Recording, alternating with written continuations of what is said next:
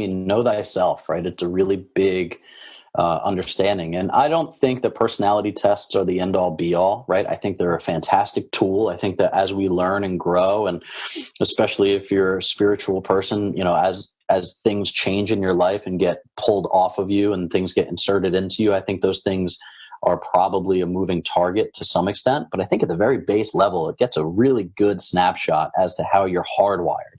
Doesn't mean you can't overcome those things, but how you're hardwired, it's really important.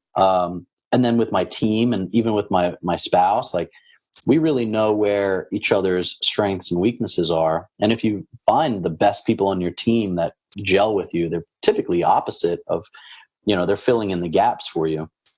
Mm-hmm. And then recognizing, hey, I shouldn't be doing this, right? You don't want me doing the books, let's say, right? As a guy who's not super focused on detail orientation and is a very high level thinker, you probably don't want me being the bookkeeper, but you do want me casting the vision as to say, oh man, we can buy this skyscraper and this is how. So just really knowing the people on your team and how they're built and being able to step in and fill their gaps too and say, hey, this is how I can help you. I know that you're in a place right now where you're doing something you don't want to do. How can I help?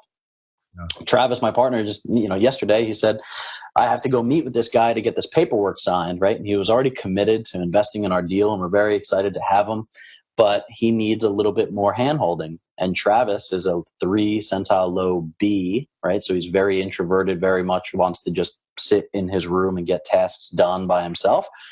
Meanwhile, I'm a 4.75 high B, like that's my thing. And I'm like, hey, why don't I go meet with the guy? I want to talk to him anyway, so it's just really recognizing where people's strengths and weaknesses are. And if you're doing these jobs for freedom, it should also be for personal freedom. It should also be for that enjoyment out of life where you're doing the things that you like to do. And easily you pull yourself out of the things that you don't like to do because they have to be done. But if it doesn't sit in your personality profile to do that, and somebody else on the team is built for that, then you can hand that stuff off and not feel bad about it.